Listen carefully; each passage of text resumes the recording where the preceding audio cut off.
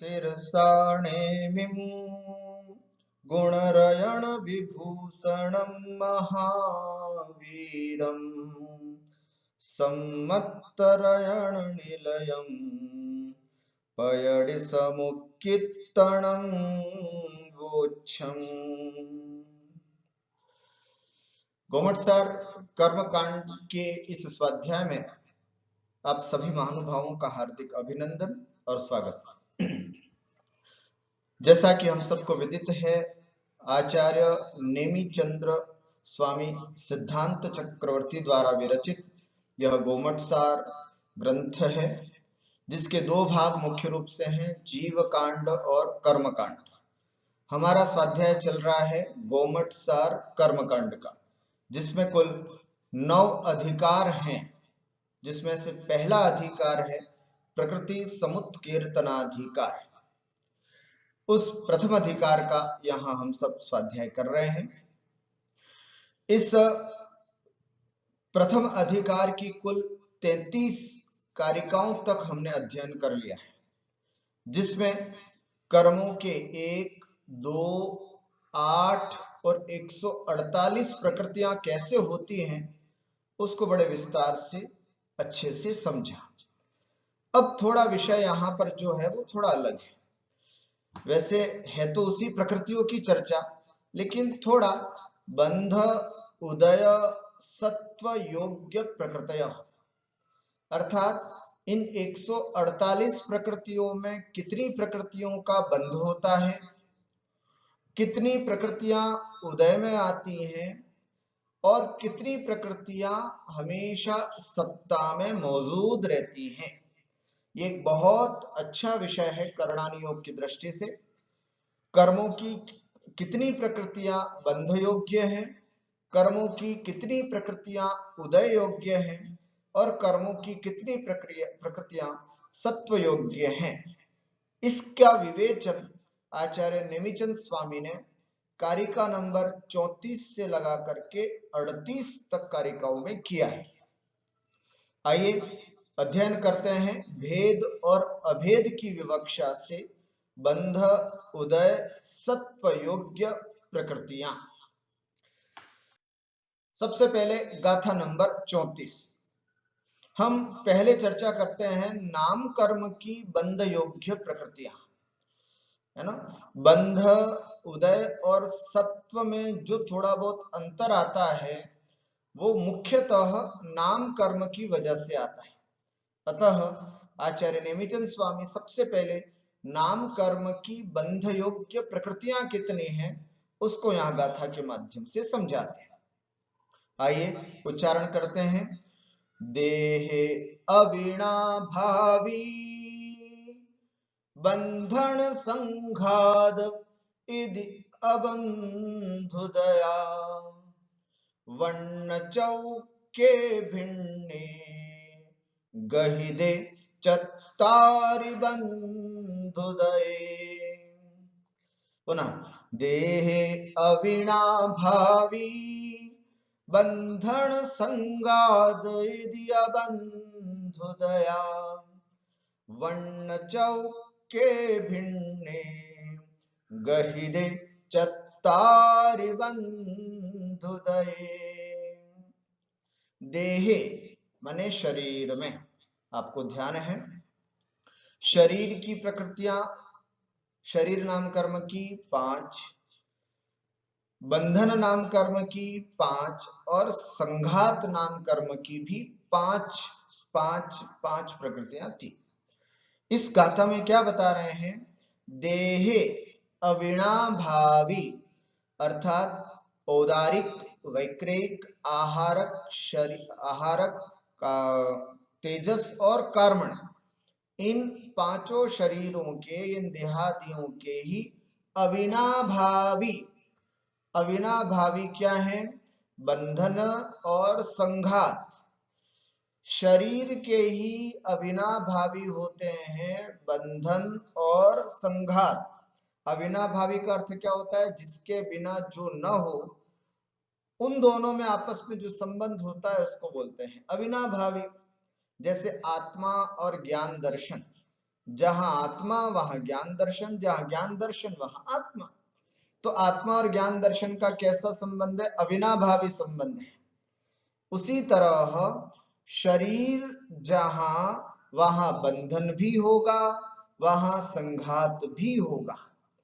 इति, इसलिए अबंधुदया, इसलिए अलग से बंधन की पांच प्रकृतियों का और संघात की पांच प्रकृतियों का बंध और उदय नहीं होता है। अबंधुदया अर्थात बंध और उदय नहीं होता। क्यों नहीं होता अलग से? क्योंकि ये शरीर के साथ ही बंधन और संघात का अविनाभाव संबंध है। इसलिए जब शरीर की काउंटिंग करते हैं तो साथ में बंधन और संघात भी उस बंध योग्य प्रकृति में आ जाते हैं। तो बंध योग्य प्रकृति में औदारिक आदि शरीरों की गणना होती है। औदारिक बंधन, औदारिक संघात, इनकी गणना नहीं होगी। तो फिर कितनी संख्याओं का अंतर पड़ गया? ये बंधन की 5 और संघात की 5, ऐसे 10 प्रकृतियां कम हो गई।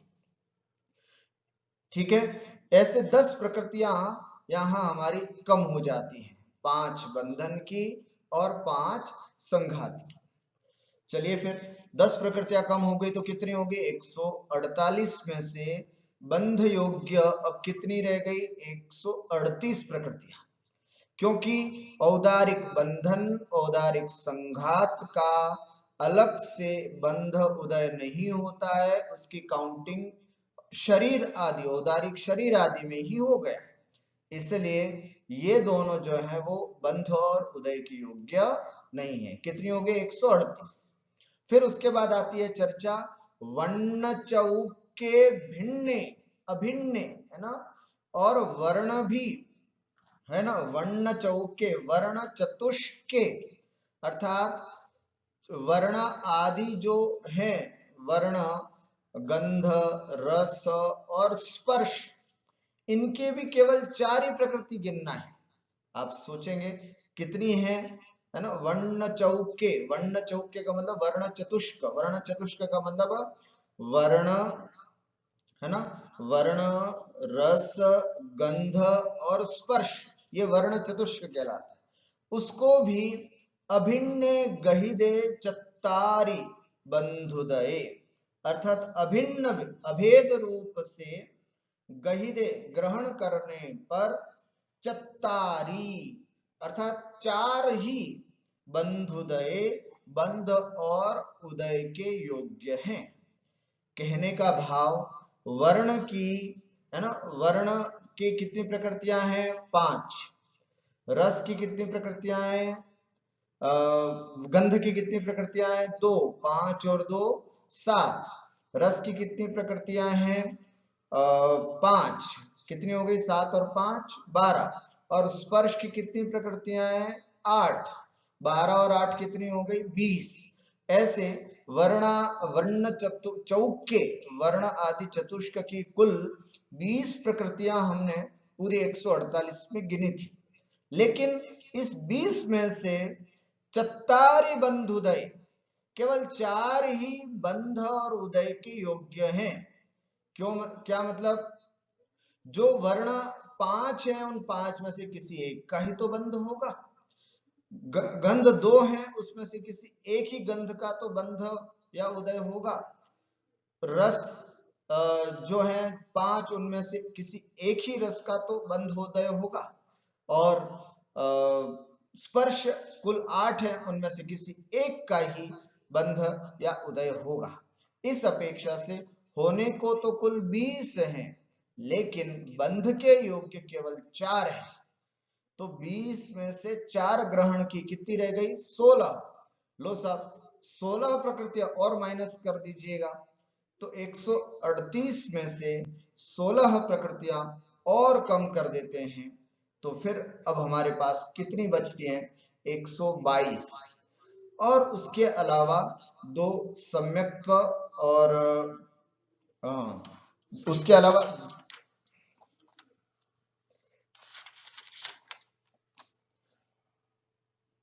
है ना। और सम्यक्त्व और सम्यक मिथ्यात्व, इन दोनों प्रकृतियों का भी बंध नहीं होता है, ये हमने पहले ही पढ़ लिया था।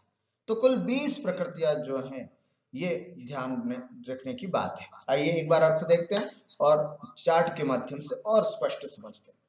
शरीर के साथ अविनाभावी होने के कारण बंधन और संघात को बंध और उदय में ग्रहण नहीं करते। हम 3 बातें आज पढ़ेंगे, बंध, उदय और सत्व। कर्मों की प्रकृतियों की सत्ता में पूरी 148 होंगी, लेकिन बंध योग्य कितनी है और बंधन योग्य कितनी है वो अभी हम पढ़ रहे हैं।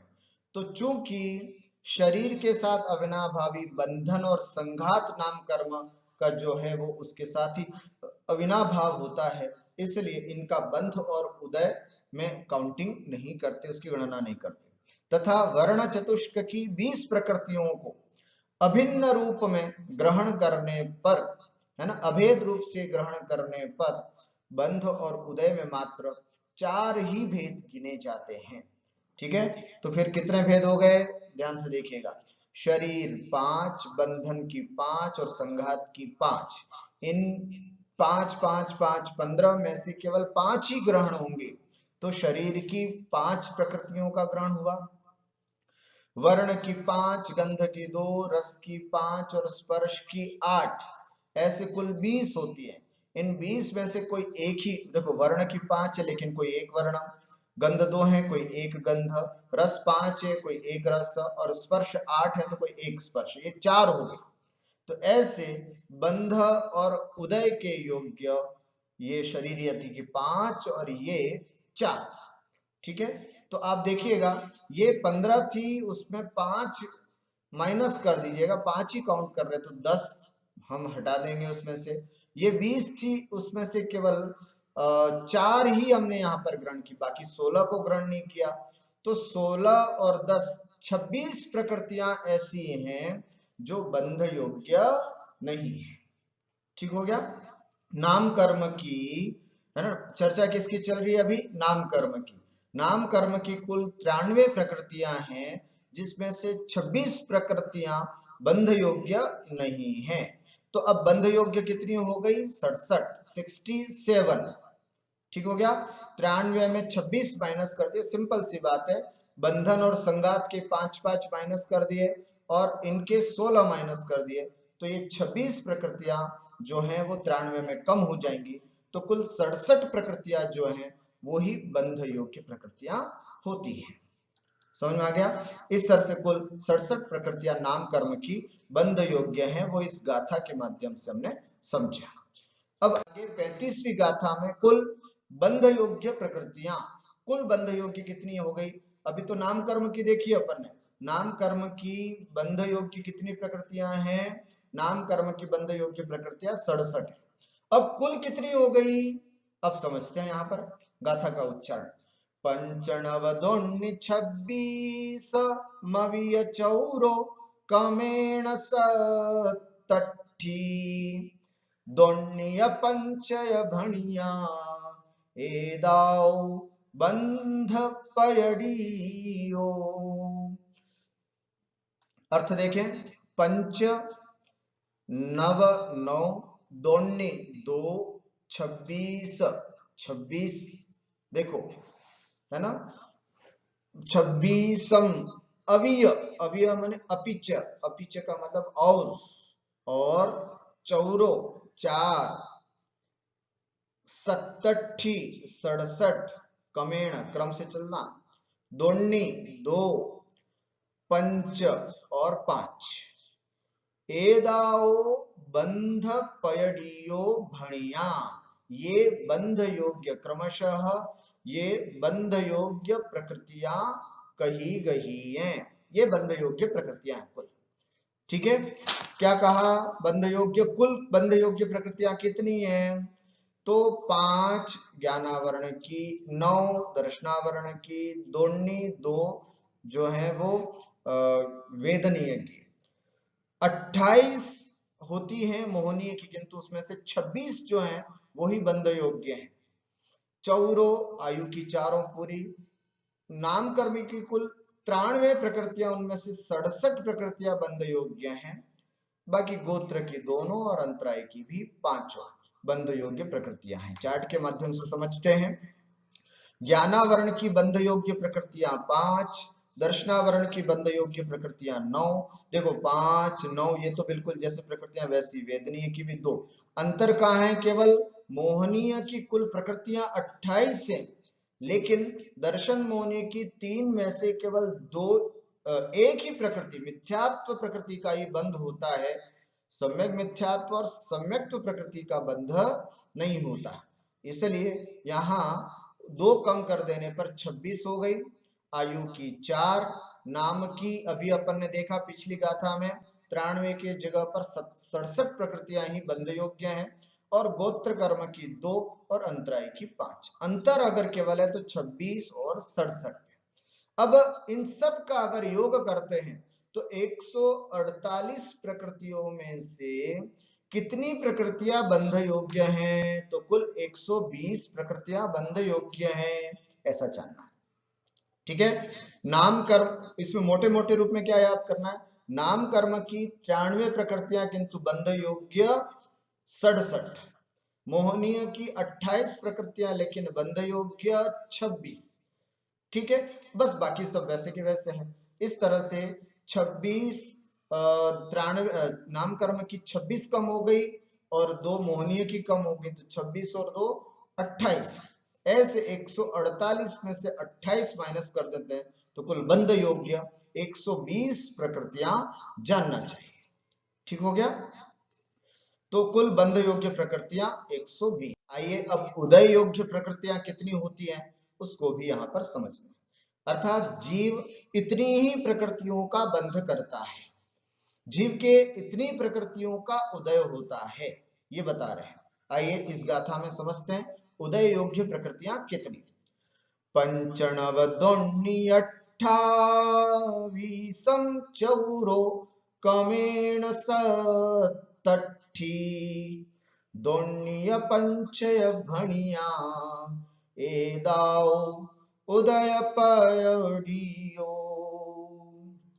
एदाओ ये उदय पयडियो उदय प्रकृति हैं। उदय योग्य प्रकृतियां ये हैं। कौन सी? पंच। देखो बहुत सरल है गाथाएं, आप समझेंगे, कोई ज्यादा बहुत बड़ी कठिन नहीं है। सेम सेम वही चीजें बार बार रिपीट हो रही है। पंच ज्ञानावरण की 5, नव उदय के योग्य है ना, इन प्रकृतियों का उदय होता है। नव दर्शनावरण की 9 प्रकृतियां, दोन्नी वेदनीय की 2 प्रकृतियां। अच्छा, मोहनीय कर्म के बंध योग्य 26 प्रकृतियां थी, लेकिन उदय योग्य कितनी प्रकृतियां हैं? 28। उदय दोनों का, जिनको छोड़ करके आए थे ना अपन, सम्यक मिथ्यात्व और सम्यक्त्व प्रकृति, इनका बंध भले ही नहीं होता है किंतु उदय में जरूर आता है। अपन को पता है सम्यक मिथ्यात्व प्रकृति का उदय होता है तो गुणस्थान तीसरा बनता है। सम्यक प्रकृति का उदय होता है तो वेदक सम्यक्त्व होता है, क्षय क्षमिक सम्यक्त्व होता है, सदोष सम्यक्त्व होता है। तो उदय जरूर होता है इनका। तो 28 चौरो 4 कमेण क्रम से 67 यहाँ बंध योग्य भी नाम कर्म की 67 प्रकृतियां थी और उदय में भी 67 प्रकृतियां ही होती है। दोन्नी वही गोत्र कर्म की 2 और पंच अंतराय कर्म की उदय भी 5 की 5 प्रकृतियां होती है। ये क्रमशः उदय योग्य प्रकृतियां कही है। ठीक हो गया। इसको भी चार्ट के द्वारा समझ लेते हैं। वही ज्ञानावरण की 5, दर्शनावरण की 9, वेदनीय की 2, देखो मोहनीय की पूरी 28, आयु की 4, नाम कर्म की 93 की जगह 67, गोत्र कर्म की 2 और अंतराय की 5। एक शब्द में उत्तर लिखिएगा, ऐसा पूछे तो आपको क्या बताना है? कुल उदय योग्य प्रकृतियां कितनी? 148 प्रकृतियों में उदय योग्य प्रकृतियां कितनी? तो उत्तर होना चाहिए कुल 122 प्रकृतियां जो हैं वे उदय योग्य हैं। ठीक हो गया। 2 बातें अब हमारे यहां सामने स्पष्ट हो गई। कुल प्रकृतियां कितनी? 148। उसमें से बंध योग्य प्रकृतियां कितनी है? 120। उदय योग्य प्रकृतियां कितनी है? 122। ठीक हो गया। बंध उदय, इन दोनों की बातों को हमने यहां पर समझा। आगे अब भेदा भेद की अपेक्षा बंध और उदय की प्रकृतियों को समझा है। जो बात अभी आपको बताई बस उसी को थोड़ा सा और स्पष्ट करके भेद और अभेद की अपेक्षा से वर्णन करके बता रहे हैं। देखिए ध्यान से सुनना। भेदे छादालसयम् इदरे बंधे हवन्ति बीससयम् भेदे सव्वे उदये बावीससयम् अभेदम् हि। ध्यान से देखना फिर से। भेदे छादालसयम् इदरे बंधे हवन्ति बीससयम् भेदे सव्वे उदये बावीससयम् अभेदम् हि। इस तरह से क्या कह रहे हैं, एक एक शब्द का अर्थ देखना।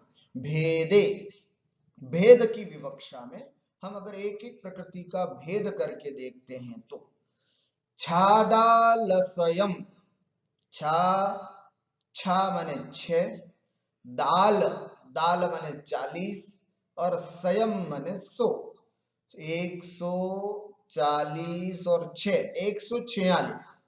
भेदे अर्थात भेद करने की अपेक्षा से छादालसयम् 6 प्लस दाल 40 प्लस सयम 100 146 अर्थात कुल 146।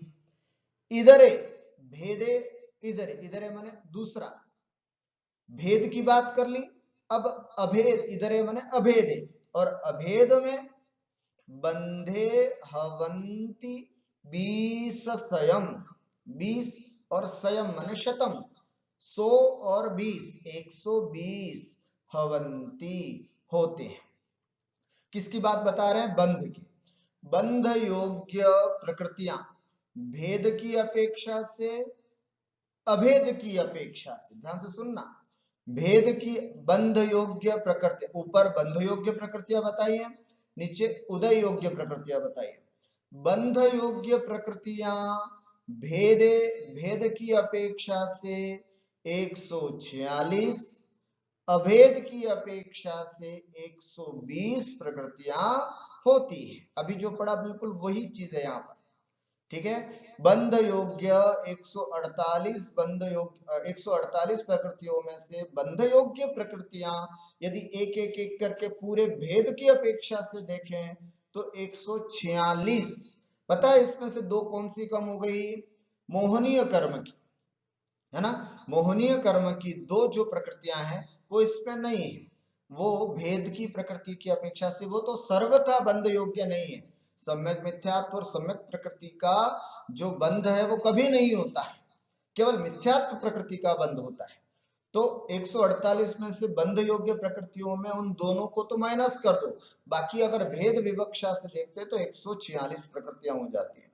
और इधर और अभेद की अपेक्षा से देखें तो बंध योग्य प्रकृतियां 20 स्वयं 120 प्रकृतियां भेद बंध योग्य प्रकृतियां होती है।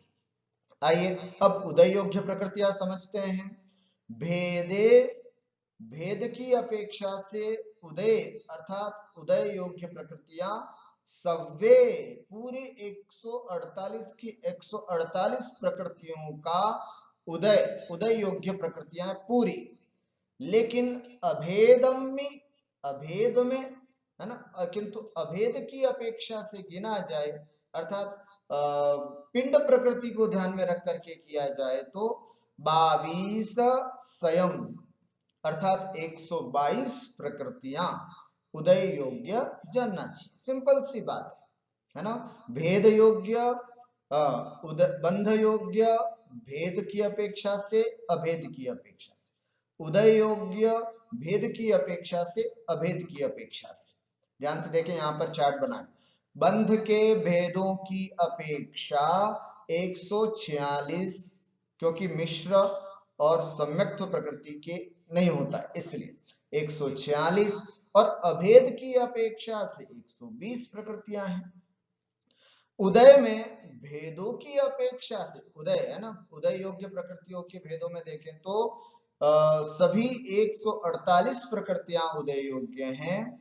हाँ, अभेद की अपेक्षा से देखें तो 122 प्रकृतियां जानना चाहिए। चार्ट के माध्यम से देखें, देखो बहुत अच्छी तरह से स्पष्ट किया है। बंध योग्य प्रकृतियों की बात, बंध योग्य प्रकृतियों को एक एक भेद को अलग अलग करके देखें पूरे, तो 146 जो है वे बंध योग्य प्रकृतियां हैं।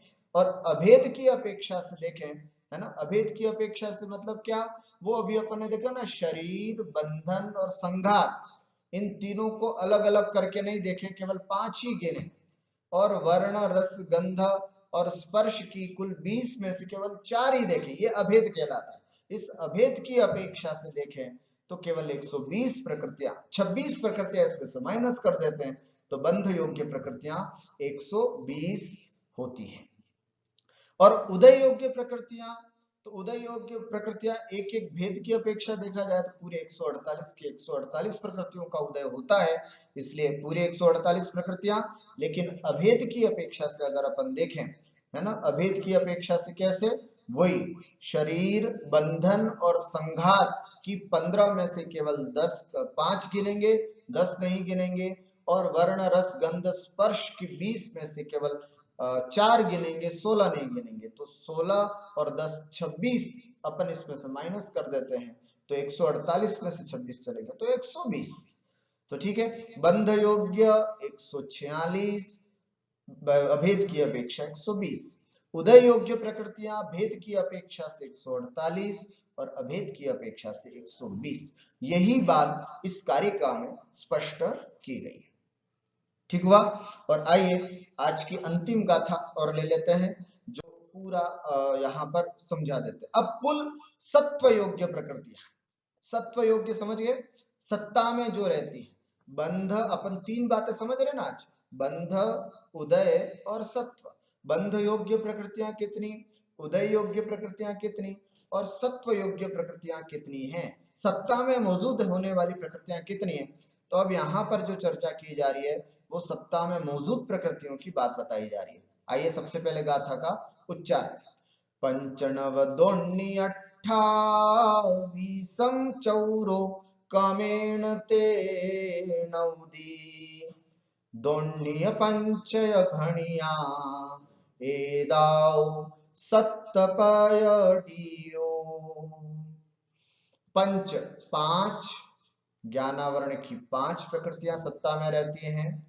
नव 9, दर्शनावरण की 9 प्रकृतियां सत्ता में मौजूद होती, सत्व प्रयोग प्रकृतियां हैं। दोन्नी 2, वेदनीय की 2। 28 मोहनीय कर्म की 28 प्रकृतियां। चौरो 4, आयु कर्म की 4 प्रकृतियां। कमेण क्रम से, ते मने 3, नौदी मने 90 ही, 90 और 3 93, है ना, 93 किसकी, नाम कर्म की। नाम कर्म की सत्ता में मौजूद 93 प्रकृतियां पूरी होती हैं। दोन्नी 2, गोत्र कर्म की 2, और क्रमशः पंच और अंतिम में 5 अंतराय कर्म की 5 प्रकृतियां। इस तरह से कुल सत्व योग्य प्रकृतियां, सत्व योग्य का मतलब है जो सत्ता में मौजूद रहती हैं, सत्ता में जो विद्यमान रहती हैं, ऐसे सत्व योग्य प्रकृतियां कुल कितनी हैं, तो ये कुल 148 प्रकृतियां होती हैं। ठीक हो गया, ये 148 प्रकृतियों का बहुत सुंदर विवेचन। और अंतिम में आज पढ़ी हुई 5 गाथाओं को यदि एक ही चार्ट के माध्यम से समझना हो, भेद अभेद की अपेक्षा बंध, उदय, सत्व योग्य प्रकृतियां, मतलब बंध योग्य प्रकृतियां कितनी है भेद की अपेक्षा से, अभेद की अपेक्षा से। उदय योग्य प्रकृतियां भेद की अपेक्षा से, अभेद की अपेक्षा से। और सत्व योग्य प्रकृतियां कितनी हैं क्योंकि सत्व में भेद और अभेद नहीं दिखा अपन सत्व योग्य प्रकृतियां दोनों, क्योंकि संख्या समान होती है इसलिए। आइए ये एक चार्ट के माध्यम से हम पूरी बात समझ सकते हैं। यहाँ बंध योग्य प्रकृतियां, सबसे पहले बंध योग्य प्रकृतियां अभी देखी थी, है ना, भेद की अपेक्षा से 146, अभेद की अपेक्षा से 120। उदय योग्य प्रकृतियां भेद की अपेक्षा से 148, अभेद की अपेक्षा से 122 और सत्व योग्य प्रकृतियां कुल 148 की 48 होती है। ठीक है, जिसमें से अंतर कहाँ आ रहा है? ज्ञानावरण की बंध योग्य भी 5, उदय योग्य भी 5 और सत्व योग्य 5। दर्शनावरण कर्म की बंध योग्य 9, उदय योग्य भी 9 और सत्व योग्य भी मतलब सत्ता में भी 9। वेदनीय की दोनों ही प्रकृतियों का बंध होता है, दोनों ही उदय में आती है और सत्ता में भी दोनों मौजूद रहती है। अब चर्चा आती है मोहनीय कर्म की। यहां ध्यान से सुनना, मोहनीय कर्म की बंधती कितनी है? 26 प्रकृतियां। क्यों? क्योंकि सम्यक मिथ्यात्व और सम्यक प्रकृति का बंध कभी नहीं होता, तो 28 में से दो माइनस कर दो तो 26 ही प्रकृतियां बंध योग्य होती है। लेकिन उदय योग्य, उदय में आएंगी तो सब आएंगी और सत्ता में भी सब रहेंगी। इस अपेक्षा से अंतर एक मोहनीय कर्म में है। आयु कर्म की चारों प्रकृतियों का बंध भी होता है, चारों प्रकृतियां उदय में भी आती हैं और चारों प्रकृतियां सत्ता में भी मौजूद रहती हैं। अब अंतर यहाँ नाम कर्म में देखिएगा। नाम कर्म की जो बंध योग्य प्रकृतियां हैं, है ना, बंध योग्य प्रकृतियां हैं, वो है तो पूरी 93, लेकिन इसको अगर संक्षिप्त में कहा जाए तो 67 प्रकृतियां होती हैं और उदय योग्य प्रकृतियां 67 ही है, लेकिन सत्ता में तो पूरी की पूरी मौजूद होती है। गोत्र कर्म की 2 ही बंध योग्य है, उदय में भी दोनों प्रकृतियां आती हैं और सत्ता में भी दोनों मौजूद होती है। और अंतराय की भी 5 बंध योग्य हैं, 5 उदय योग्य हैं और 5 ही सत्ता में मौजूद होती है। इस तरह से 8 कर्मों की 148 प्रकृतियों में कितनी बंध योग्य हैं, कितनी उदय योग्य हैं और कितनी सत्ता में मौजूद रहती हैं, एक सुंदर सी बात जो है वो आज हम इस गाथाओं के माध्यम से समझें। इन सब बातों को जानने से क्या होगा?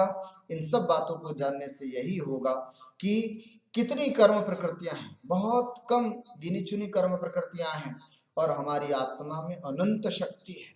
जिस दिन यह आत्मा यह ठान ले कि मुझे इन समस्त कर्म प्रकृतियों का नाश करना है, समाप्त करना है, अपनी शक्ति को पहचान करके, अपनी आत्मिक शक्ति को पहचान करके जब यह जीव पुरुषार्थ करने पर आतुर हो जाएगा, तो फिर ये सब कर्म प्रकृतियां तड़ तड़ तड़ करके टूट जाएंगी।